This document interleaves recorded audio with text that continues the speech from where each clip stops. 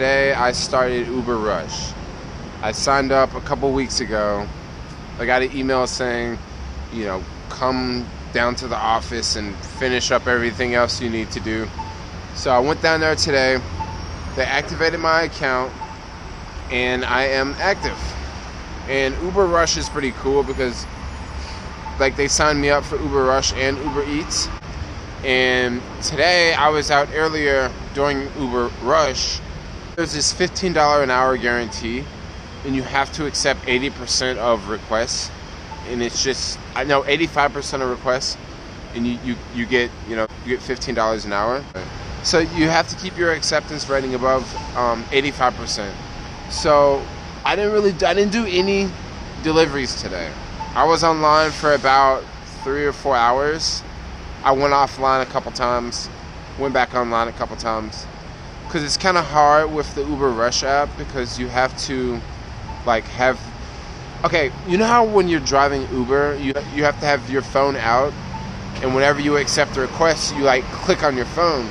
So if I'm biking in the city, it's kind of hard to click on my phone because my phone's in my pocket, So that's kind of tricky. So a lot of times I have to cut the phone off just so I can get to where I'm going or get down a hill or just get myself through traffic, and then I would cut the phone back on.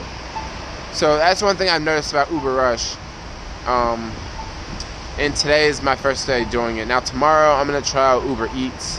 I think it's from 11 to 2, but I'm going to try out Uber Eats tomorrow. And now how Uber Eats work, you pretty much go to a location, you pick up food, I guess maybe 10 items or 15 items or whatever, and then you have the food with you.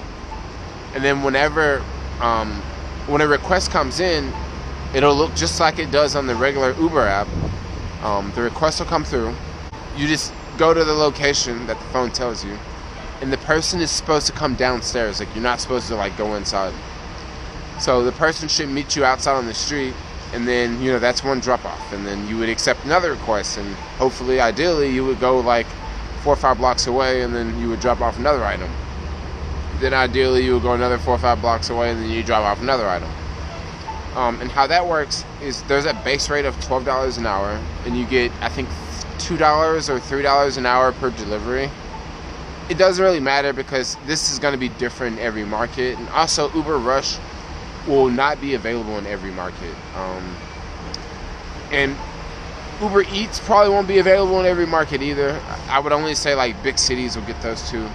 Maybe Uber Rush will go to some smaller cities because with a car, you could totally do Uber Rush. When I was at the Uber office earlier, I was pretty much asking a bunch of questions how does the service work? What's the pay like? What's the job like? And a lot of, no one really knew.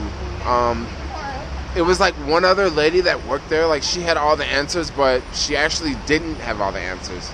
So this is a very, very, very new program. I'm sure it seems like it's in its pilot stage right now because when you go to the passenger app, there is no option for Uber Rush. I predict in maybe a week or so, maybe 2 or 3 weeks, they're going to add an option for Uber Rush on the main passenger app, in the Bay Area, or at least in the city. It could be something very similar to Uber Eats, one of those add-ons in the app. So it's really weird to ride my bike down the street and have the Uber app on, just have it on and I'm not in a car, because I'm so used to having the app on in the car, sitting in the driver's seat ready for pickup. But today it's I'm pretty much riding and I just have the phone there under here, and it's hella cool. So when a request comes in, I could totally see it and hit it and not miss it, because I have to have 85% acceptance rating, otherwise you don't get the $15 an hour guarantee. So that's pretty much what I'm gonna do.